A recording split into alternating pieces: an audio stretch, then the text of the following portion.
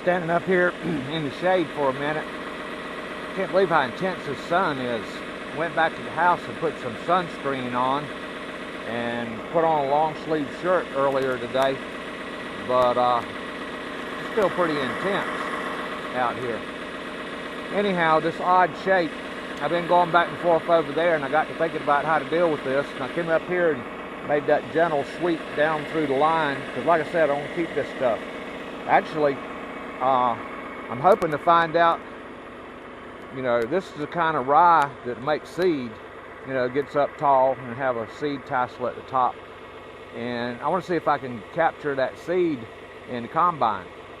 And I'm thinking with this patch and that patch down there, and you can't see it real good from here, but way over there, there's about 2 acres of it. And that really jumped and came out real good after that fertilizer. Of course, all this rain's helped too. But I'm hoping to combine it and capture the seed and get some bags from one of the farm supply stores that I deal with and bag it up and then try to plant it again without having to buy it. This stuff's expensive. Everything's expensive now. You jack the price of everything up. But anyhow, I'm having a good ride. There's a big bird, I think it's a red hawk. He's been snatching stuff out of there and going down there and sitting in that pecan tree. In fact, he's up there now. I saw him move. All I got is glasses and they don't have a zoom on them, so you probably don't get to see him. But I stopped to get another cigar. This is turning into a 2-cigar day. Tractor's running great, and I don't see nothing leaking out of it, so that's good too. Hard to beat a John Deere 4020 tractor. For all the new subscribers, that's a 1970 year model 4020. 404 cubic inch, 6-cylinder diesel, and it's got the old style transmission where you, it ain't a power shift. I don't know the right word for it.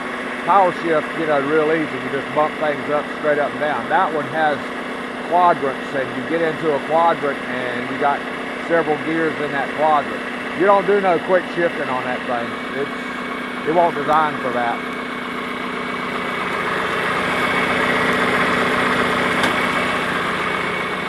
Cigar.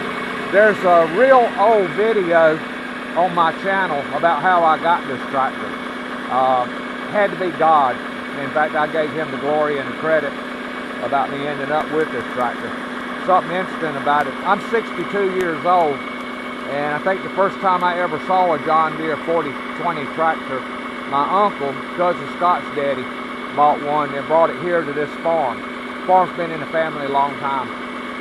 And I saw that tractor, I think it was about 1972 or something like that. And I thought it was the prettiest tractor I'd ever seen. Never had any idea that a bunch of years later, I'd own one.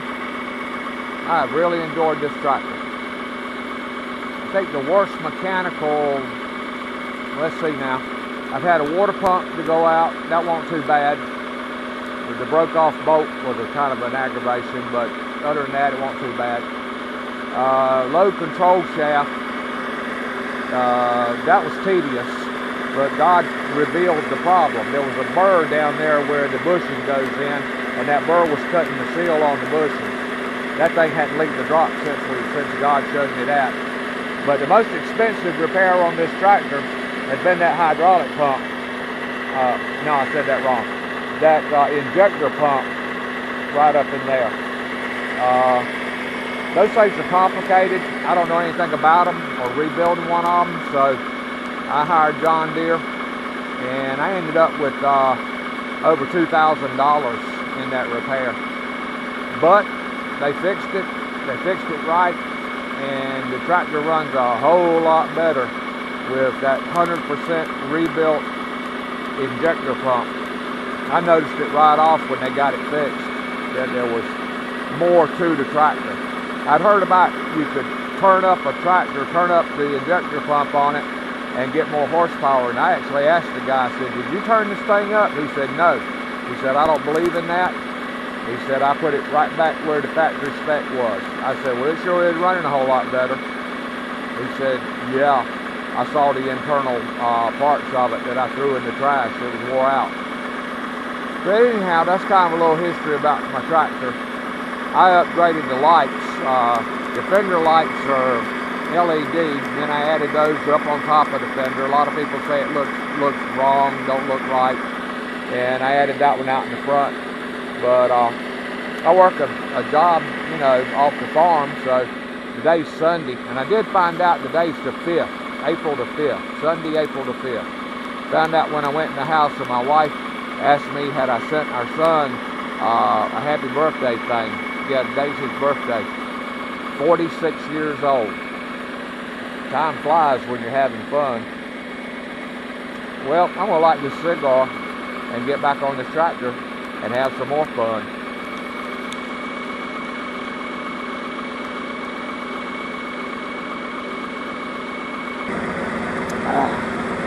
What I need to do here is get this cut out even with where I would go by right there, which is almost there. And then catch that spot down there, that little short spot. And then I can finish up that without having any weird turnarounds in it. But that over there, I did that first when I got out here. That corner down there was tricky. That land was wet. It pulled a bunch of moisture up. But I mentioned the sun being intense today. I can already see, except right there in that shady spot, where that land dried out a bunch. And I know people say, aren't you worried about losing your moisture? No. I don't worry about stuff like that. God will take care of it. You put a seed in the ground by faith. And that's faith in the good Lord, because He's always good. He will take care of you if you will believe Him and trust Him. I believe that firmly. It's worked out great for me in my 62 years of being here on this planet. God takes care of that kind of stuff. Now, back to farming. If I let these weeds continue on, when I get out here with that chisel plow, it'll start dragging this weed matter and make a huge mess. I learned that the hard way.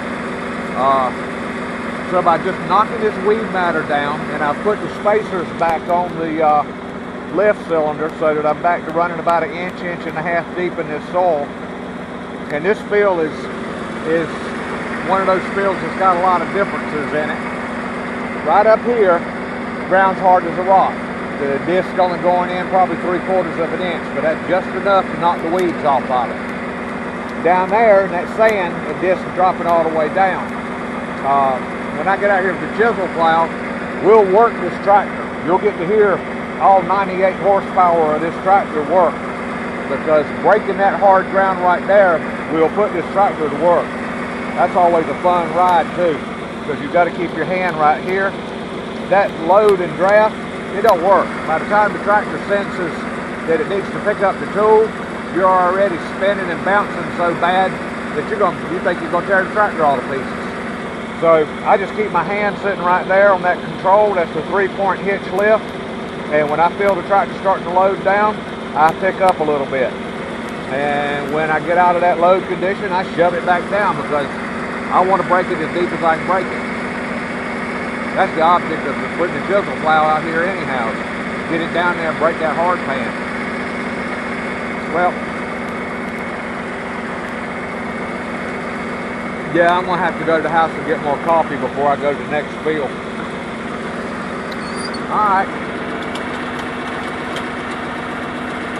That's 5th gear right there. Okay, tractor, go.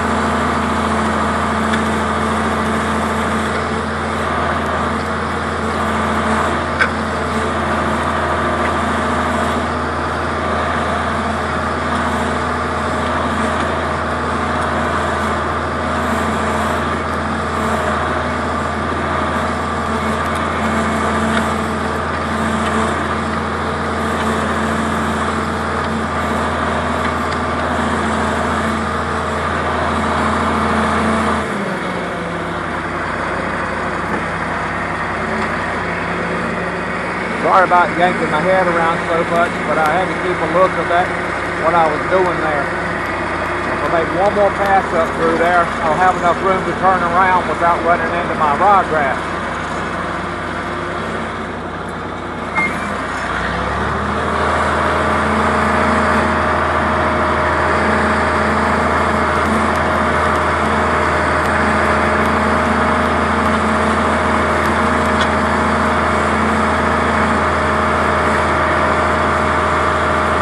Try to get this straightened out.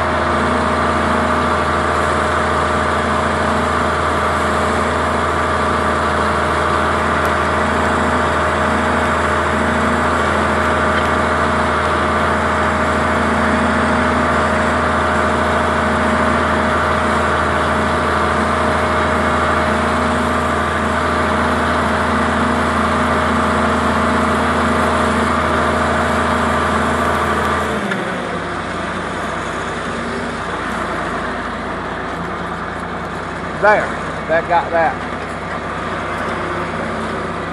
Now I can go back to this. Well, I'll probably go down there and come back and fix that part.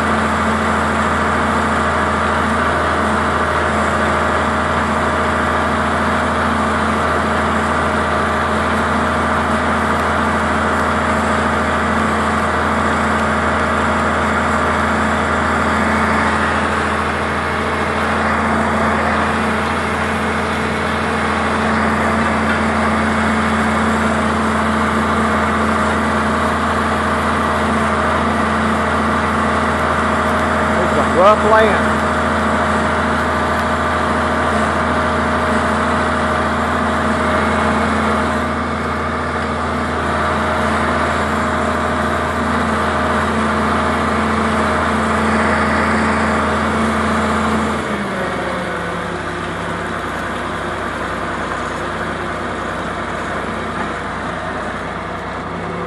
Now I need an angle across here for turning on.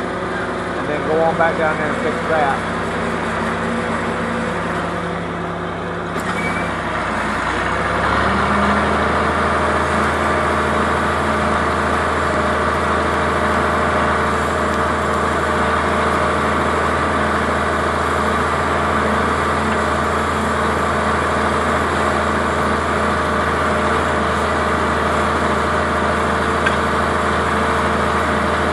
Run across this again because it didn't really cut it up.